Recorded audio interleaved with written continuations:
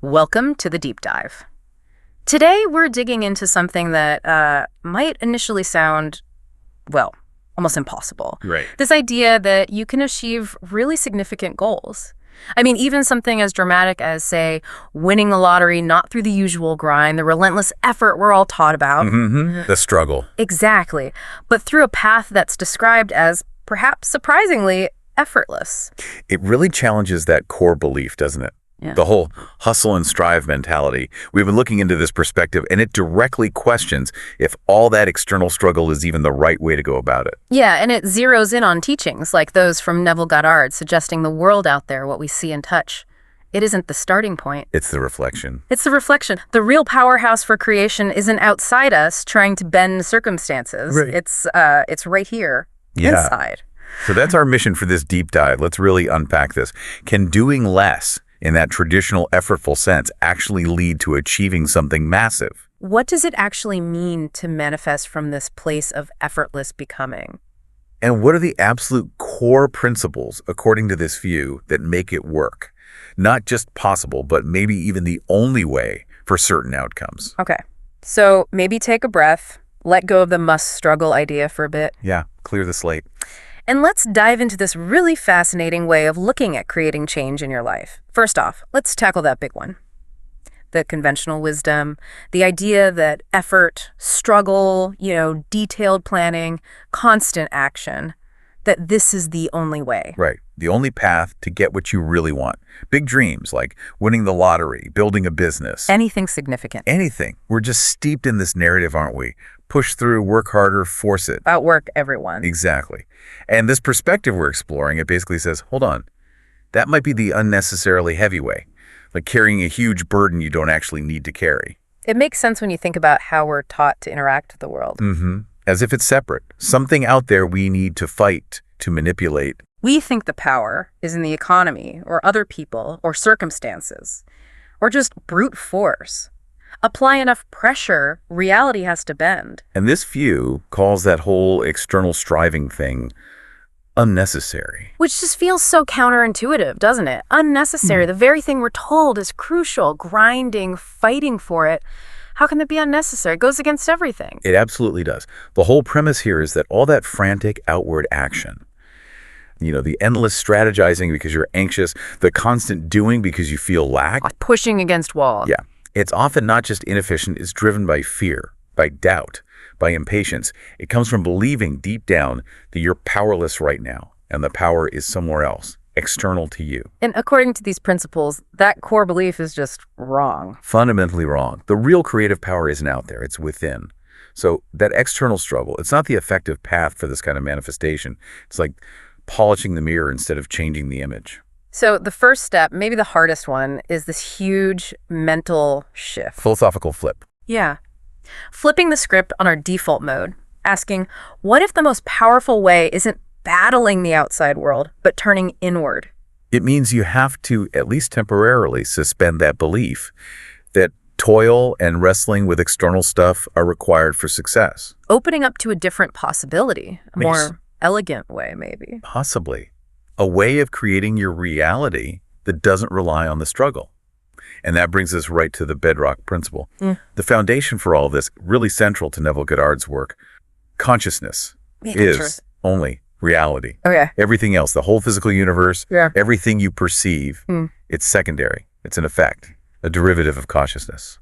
Right, this is where it starts to bend your mind a bit. The world you see, touch, hear, the chair you're in, this conversation, it's not the fundamental thing. No, it's described as a mirror. A mirror. And what does a mirror do? It just reflects. It has no power on its own. It can only show what's put in front of it. So this mirror of the external world, what's it reflecting? It's reflecting your inner world, your consciousness. Yeah. Specifically, your imagination, your really deep-seated beliefs, often the ones you don't even know you have. Your assumptions. Your unquestioned assumptions about yourself, about life, about how things work. Okay, that's the critical point then.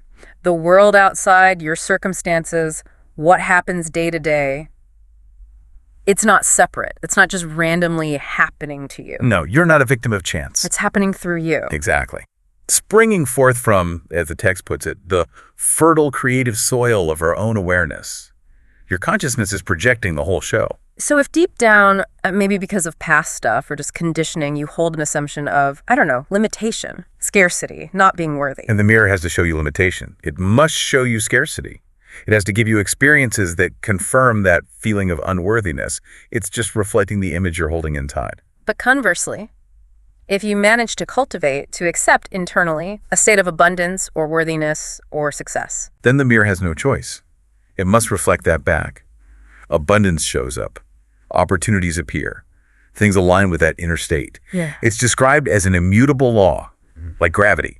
It just is. Wow. Okay, so that completely flips where you put your attention. Totally. Instead of trying to fix the reflection in the mirror, arguing with circumstances, trying to force things externally. Which is pointless if the inner image hasn't changed. Right. You shift your focus entirely inward. You understand that changing your consciousness, changing your assumptions, that's the first step. That inner change automatically causes the outer change.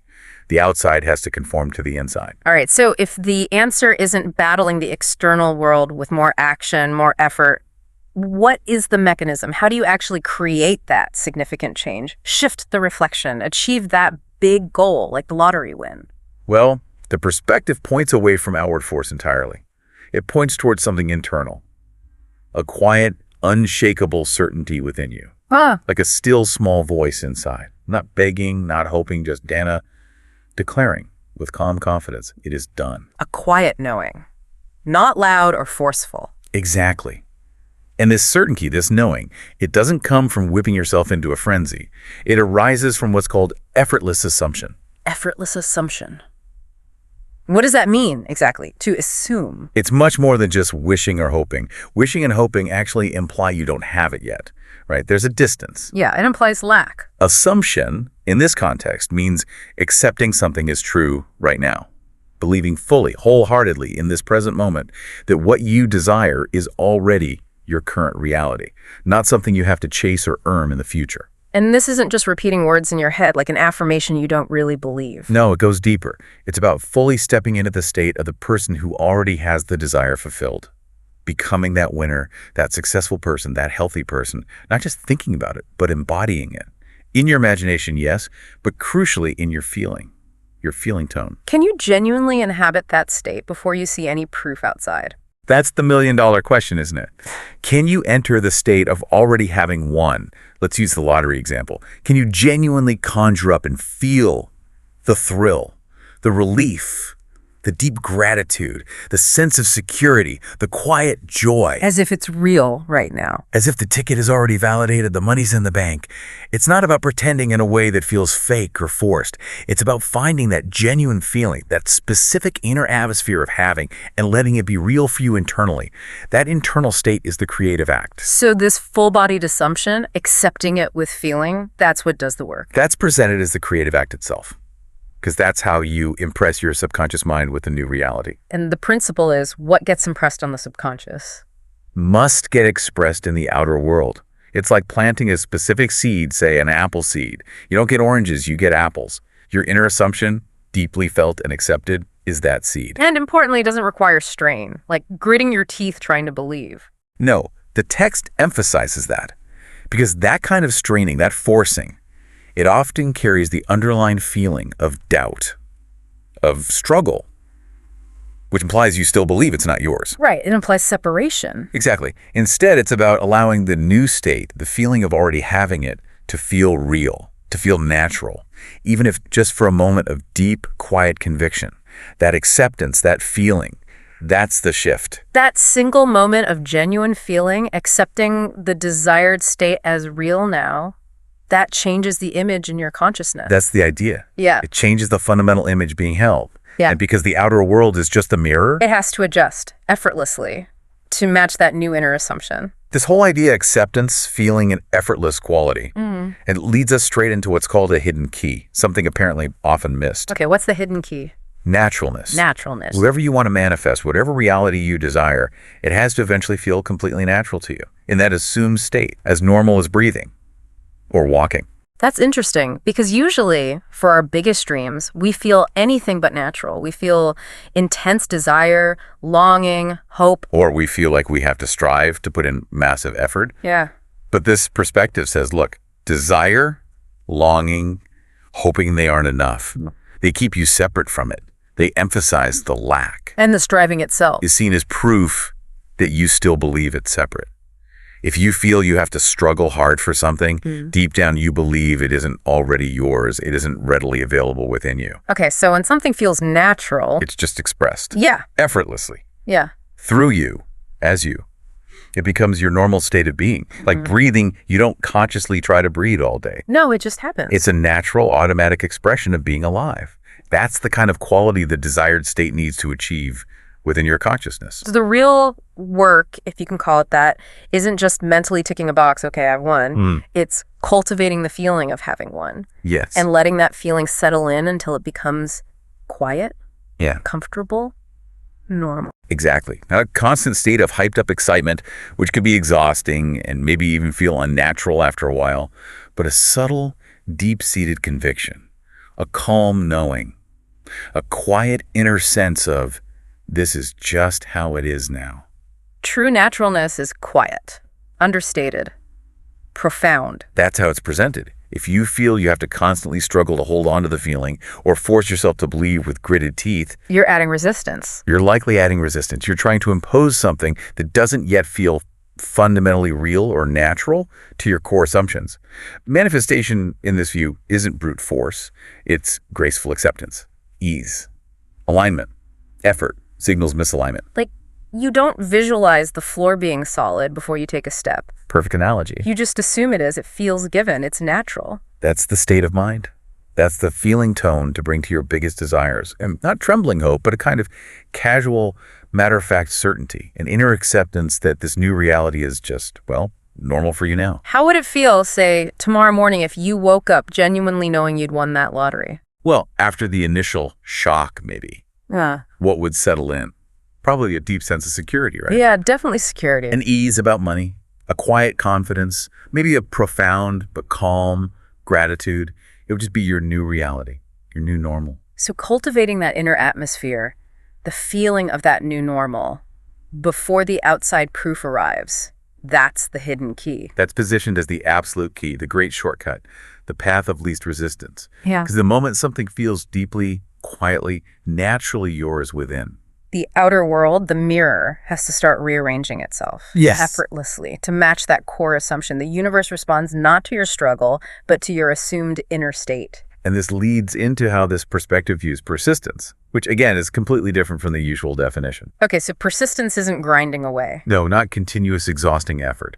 It's described more like a gentle, receptive art of listening. Listening. How does listening relate to persistence? We think of persistence as active doing. We do.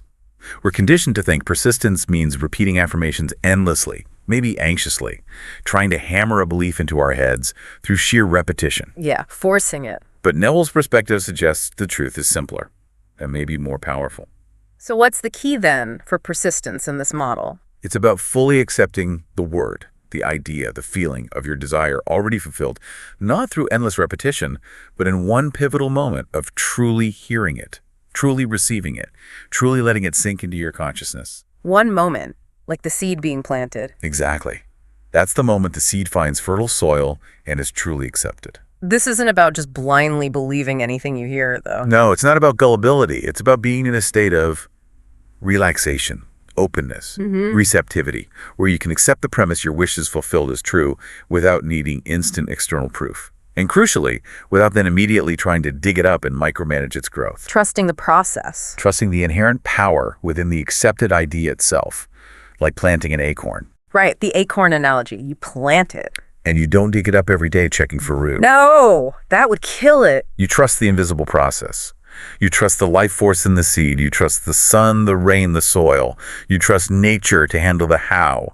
Your job was the planting and the trust. So that inner, or maybe even outer declaration, you have won, you are wealthy, you are healthy, when you accept it with a sincere, quiet yes. In that moment of deep listening, deep receptivity. That plants the seed of that reality in your consciousness. Yes. And crucially, the current outer evidence screaming the exact opposite. It doesn't matter to the seed itself, not at that fundamental level. The creative process has begun because the seed is now alive within the only reality, your consciousness. Which is why it's so important to be mindful of what you're letting in, what you hear, what you tell yourself. Critically important. Guarding what you hear, both externally and especially in your own internal conversations. Every word, every thought, every sustained feeling you genuinely accept acts as a seed. It carries a specific blueprint, and the universe, the mirror, has to reflect it back eventually. So listening once, deeply, it means hearing it with your inner ear, your heart, letting it get past the critical mind. Yes. That single deep act of acceptance is what matters. Not arguing with it, not analyzing how it could possibly happen based on today's reality, just receiving, accepting it as the new truth about you. And the forces that run everything. They respond to that. This perspective says absolutely. The same power that orchestrates the cosmos responds automatically to that living seed, the idea, the state that you've allowed to be planted and accepted within you. The power is in the acceptance, not the strained effort. So true persistence isn't about effort. It's the persistence of acceptance. It's that quiet, unwavering trust in the reality of that first, deeply felt impression. In a state of the wish fulfilled, knowing the process is underway, remaining in that state of quiet certainty, trusting the hidden dynamics of consciousness. And once that seed is sown, once that state is genuinely assumed and accepted inside, the instruction is pretty clear. What's the instruction? You don't need to anxiously hover. You don't need to micromanage. You don't need to figure out the how. Your main job was the inner alignment and acceptance. That's presented as the crucial part. Just like planting the physical seed, you then trust the intelligence of nature. The sun, the rain. Right. You trust the unseen universal intelligence, this grand invisible hand of consciousness itself, to handle the growth, to nurture your accepted desire into physical form. You planted the acorn, trust the oak will emerge. And what happens next? How does it actually unfold? This is often described as the most amazing part. Things start to shift. Events, circumstances, people showing up, opportunities appearing. They begin to rearrange themselves. In unexpected ways. Often in unexpected ways. But frequently, as they happen, they feel surprisingly natural. Like an unseen choreographer is coordinating everything behind the scenes to bring the outer world into alignment with your new inner state. Neville Goddard called this the bridge of incidents. Exactly. The bridge of incidents. It's usually not one giant leap out of the blue, although it can be. More often, it's a series of connected events, step by step. And each step seems logical or natural at the time. Yes. Each individual step on this bridge might seem perfectly ordinary, coincidental maybe, or just the next sensible thing to do based on the situation.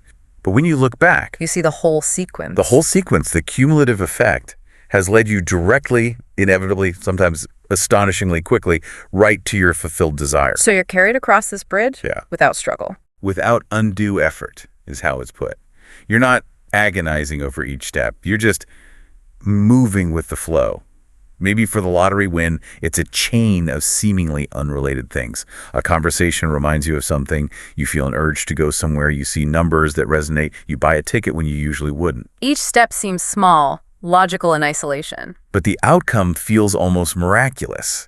Yet, you were just taking the next natural step each time. And the key is, you don't have to plan the bridge. Absolutely not. You don't need to figure out the how, the when, the where, trying to map it all out from your current limited view. That's not your job in this process. And trying might even mess it up. Introduce doubt. Exactly. It can introduce resistance. Your task is mastering the inner world, aligning your consciousness, remaining in the state of the wish fulfilled. The universe, the greater intelligence, handles the complex choreography of the unfolding. Once you've listened, accepted, allowed it to be the dominant state, the power takes over the details. That's the promise. It doesn't need your logical mind to figure out the path. Your doing shifts from outward battling to inner alignment and unwavering trust. Okay, so let's try and wrap this up. To recap the core distinction. The conventional path is often presented as, grim struggle, exhausting effort, based on thinking power's outside you. Right, you have to wrestle reality. Whereas this perspective, drawing heavily from Neville Goddard, says no, the real power is inside, in your consciousness, and you access it through effortless, graceful assumption. Accepting the state of your wish fulfilled as already true right now within you. That's the huge shift. One single genuine act of true assumption, really believed, really felt, is presented as having infinitely more creative juice. And months or years of hard physical labor or mental struggling. Because that struggle often just reinforces the belief that you don't have it. It's energy spent polishing the mirror. So effortless assumption creates resonance. Yes. It aligns your inner world consciousness, feeling, assumptions with the outer world of conditions. They start vibrating together in harmony. And that resonance triggers the invisible stuff, the bridge of incidents, Yeah. drawing the assumed reality into actual experience. That's the mechanism described. It sets that subtle, powerful chain of events in motion. And the paradox is trying harder, pushing more because you believe you lack it, that can actually block the flow. It often acts as a blockage. It introduces resistance. Your logical mind is screaming, do more, work harder, plan. Yeah. But this suggests surrendering to the idea that it's already here. Available within consciousness, you are already that person, that surrender, that acceptance. That's the key. So to assume isn't pretending, it's knowing deep down without needing outside proof. Exactly. When you get that inner feeling you've won or you're prosperous or you're healthy, you don't immediately argue with it based on current facts. You just accept it. In that moment of true hearing, that's the new reality now. Feeling it with every fiber that you already possess it. That's effortless assumption. It's not laborious. It's just aligning your inner state, your feeling tone, with the state you want to experience outside. Want wealth. Cultivate the feeling of being wealthy first. And what we call effort is often just resistance. Often, yes. Struggling is pushing against the current. Assuming, genuinely assuming, is allowing the current of consciousness to carry you. As assumptions draw things to you through joyful acceptance, ease, alignment, not painstaking effort. Because the universe, as the reflection, It must respond. When you fully believe, fully feel you are already the person who has that desire, the reflection has to change. the process is designed to be effortless. You just need to accept, feel, live from the inner state of having it. Once assumed, the law is in motion. The external world must conform to the inner assumption. It has no choice. So as we bring this deep dive to a close, the central idea is really this radical shift, isn't it? Yeah. The path isn't struggle, it's effortless assumption. It's listening with an open heart, trusting unseen forces. Each moment you truly assume, you truly accept your desire is done within you. That sets the wheels in motion. That cascade of invisible events, the symphony of synchronicity, that bridge of incidents will form. It guides you, often surprisingly, naturally, right to fulfillment, without all the anxiety and strain. Remember, the word, the idea, the feeling of the wish fulfilled, that's the seed. And listening, accepting it with unwavering belief, that's the planting. And the only soil that matters, your consciousness. And from that moment of acceptance, your job changes. It becomes trust. Trust that the universe, your greater self, is handling the details, arranging the how. No need for frantic, excessive effort. Once you listen, once you accept, it's already on its way. So true persistence isn't trying harder. No, it's the peaceful belief that it's already unfolding perfectly, staying in that state of having, Yeah. of knowing, of effortless being. So maybe let go of that ingrained need to push and struggle. Embrace the quiet, immense power within, the power of assumption, of belief. The bridge will form, the path will clear. You could find yourself walking effortlessly into the life you've already accepted as yours. It really comes down to daring to imagine something wonderful. And then daring to believe, truly believe, it's already yours, right here, right now, in consciousness. So here's something to think about until next time. What's one core assumption you hold about your reality right now that maybe, just maybe, you're ready to gently shift? Not by force, but just by considering a different possibility through quiet acceptance. And if you did shift it, what would naturalness for that new reality actually feel like inside you day to day? What would that quiet confidence feel like? Something to ponder. Thank you for joining us for this deep dive. We'll catch you on the next one.